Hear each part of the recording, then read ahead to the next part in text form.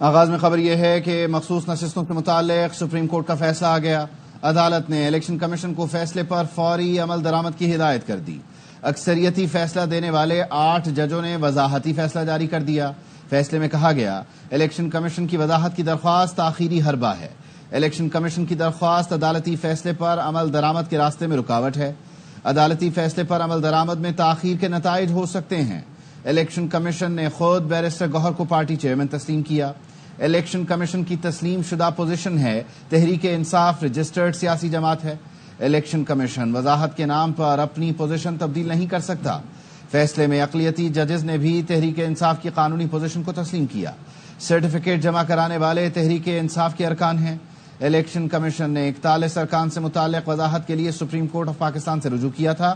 Election commission کی درخواست confusion پیدا کرنے کی کوشش قرار دی گئی۔ بیرسٹر گوہر علی خان نے بھی سپریم کورٹ میں درخواست جمع کرائی۔ تمام ریکارڈ کو ایک ساتھ مختصر حکم نامے کے تناظر میں دیکھا گیا۔ سپریم کورٹ کا 12 جولائی کا فیصلہ واضح ہے، الیکشن کمیشن کا کام منسٹریل سے زیادہ نہیں تھا۔ الیکشن کمیشن نے درخواست کے ساتھ کوئی دستاویز بھی نہیں لگائی۔ واضح کیا جا چکا کہ فیصلے پر عمل درآمد نہ کرنے کے نتائج کا سامنا کرنا پڑ سکتا ہے۔ مخصوص نشستوں سے متعلق سپریم کورٹ کا فیصلہ، عدالت نے الیکشن کمیشن کو فیصلے پر فوری عمل درآمد کی ہدایت کر دی۔ اکثریتی فیصلہ دینے والے 8 ججوں نے وضاحتی فیصلہ جاری کر دیا۔ فیصلے میں کہا گیا ہے کہ الیکشن کمیشن کی وضاحت کی درخواست تاخیری حربہ ہے۔ الیکشن کمیشن کی درخواست عدالتی فیصلے پر عمل درآمد کے راستے میں رکاوٹ ہے۔ عدالتی فیصلے پر عمل درآمد میں تاخیر کے نتائج ہو سکتے ہیں۔ الیکشن کمیشن نے خود بیرسٹر گوہر کو پارٹی چیئرمین تسلیم کیا۔ الیکشن کمیشن کی تسلیم شدہ پوزیشنز ہے تحریک انصاف رجسٹرڈ سیاسی جماعت ہے۔ الیکشن کمیشن وضاحت کے نام پر اپنی پوزیشن تبدیل نہیں کر سکتا۔ فیصلے میں اقلیتی ججز نے بھی تحریک انصاف کی قانونی پوزیشن کو تسلیم کیا۔ سرٹیفکیٹ جمع کرانے والے تحریک انصاف کے ارکان ہیں۔ الیکشن کمیشن نے 41 ارکان سے متعلق وضاحت کے لیے سپریم کورٹ سے رجوع کیا تھا۔ الیکشن کمیشن کی درخواست کنفیوژن پیدا کرنے کی کوشش ہے۔ بیرسٹر گوہر علی خان نے بھی سپریم کورٹ میں درخواست جمع کرائی۔ تمام ریکارڈ کو ایک ساتھ مختصر حکم نامے کے تناظر میں دیکھا گیا۔ سپریم کورٹ کا 12 جولائی کا فیصلہ واضح ہے، الیکشن کمیشن کا کام منسٹریل سے زیادہ نہیں تھا۔ الیکشن کمیشن نے درخواست کے ساتھ کوئی دستاویز نہیں لگائی۔ واضح کیا جا چکا ہے، فیصلے پر عمل درآمد نہ کرنے کے نتائج کا سامنا کرنا پڑ سکتا ہے۔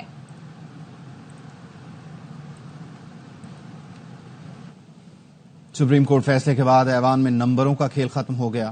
فیصلے کے بعد تمام ارکان پاکستان تحریک انصاف کے پارلیمانی ارکان سمجھے جائیں گے۔ ان پر آرٹیکل 63A لاگو ہو جاتا ہے۔ آئینی ترمیم میں ووٹ دیا تو ارکان کا ووٹ گنا نہیں جائے گا اور نااہل بھی ہو جائیں گے۔ بیرسٹر علی ظفر کہتے ہیں، میں نے پارلیمانی لیڈر کی حیثیت سے سینیٹرز کو کہہ دیا ہے کہ آئینی ترمیم میں ووٹ نہیں دینا۔ جب ووٹ گنے ہی نہیں جائیں گے تو پھر 2/3 اکثریت بھی نہیں ملے گی۔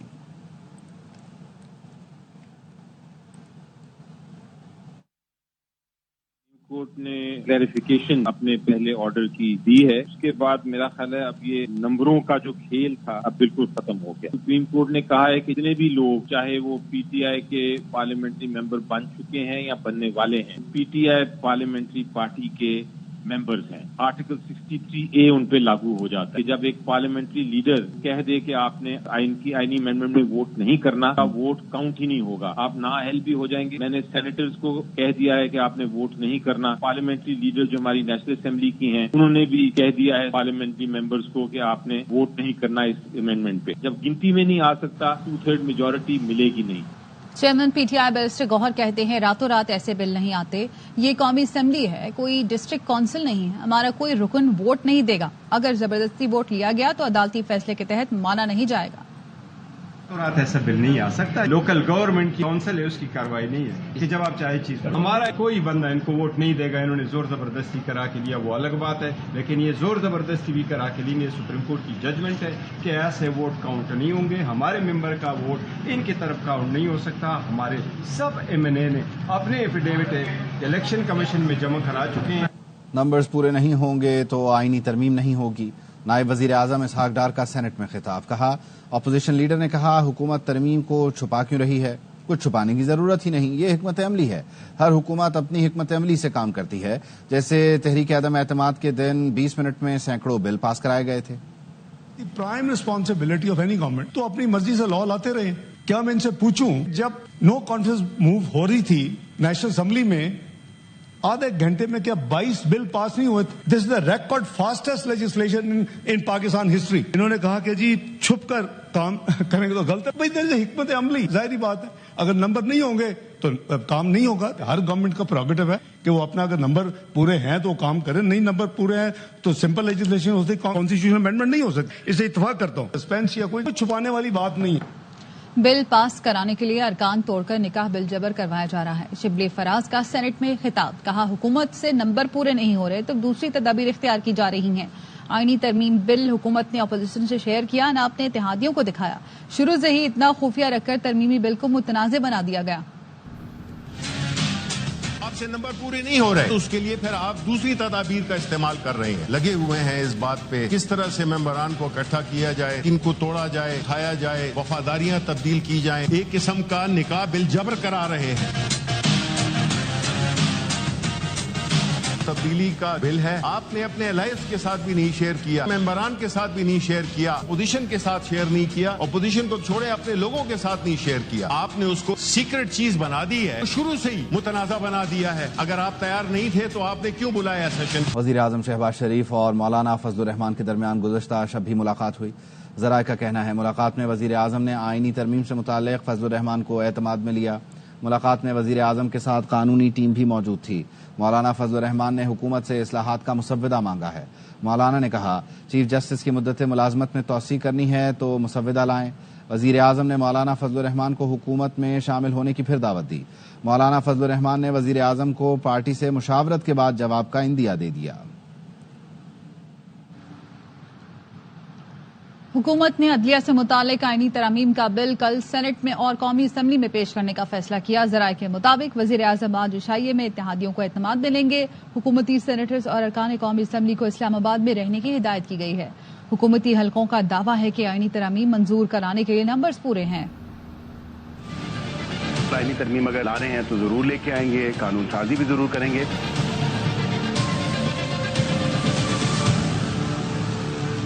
हुकूमत की आईनी तरामीम पार्लियामान से मंजूर कराने की तैयारी, बिल कल सेनेट और कौमी असम्बली में पेश करने का फैसला। ज़राए के मुताबिक वज़ीर आज़म आज इशाइये में इत्तेहादियों को तरामीम पर एतमाद में लेंगे। बैरून मुल्क मौजूद हुकूमती अरकान आज वतन वापस पहुँच जाएंगे। हुकूमती सैनेटर्स और अराकीन असम्बली को भी इस्लामाबाद में रहने की हिदायत कर दी गई।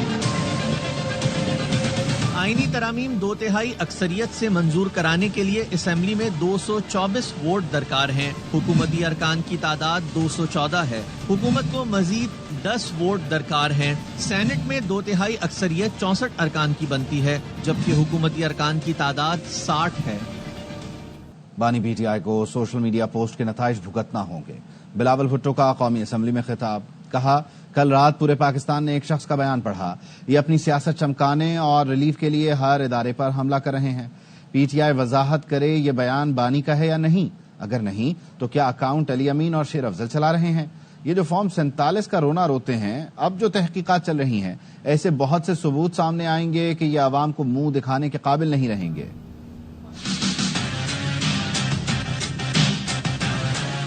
जो पूरे पाकिस्तान ने एक बयान पढ़ा है कैदी नंबर 804 का, इस शख्स ने अपनी सियासत को चुम्पाने के लिए हर आईनी इदारा पे हमला किया है।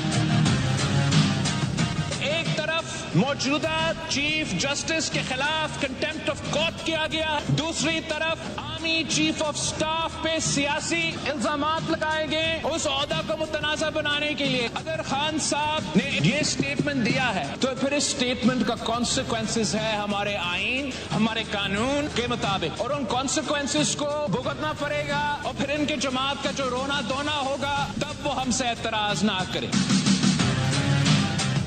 अगर खान साहब ने ये स्टेटमेंट नहीं दिया कि ये ट्विटर अकाउंट अली अमीन साहब चला रहा था, मरवत साहब चला रहा था, क्लैरिफिकेशन देना बहुत ही जरूरी है। ये जो इल्जामात कल लगे हैं, this is a pattern of an exercise that has been going on since the days of the no confidence motion, और ये साजिश वहां रुकता नहीं। लेकिन जिस तरीके से इस वक्त तहकीकात चल रहा है, ये जो इनका फॉर्म 45, फॉर्म 47 का प्रोपेगेंडा है, इस पे भी एक बहुत बड़ा कहानी सामने आने वाला है। और जब वो सबूत सामने आएगा तो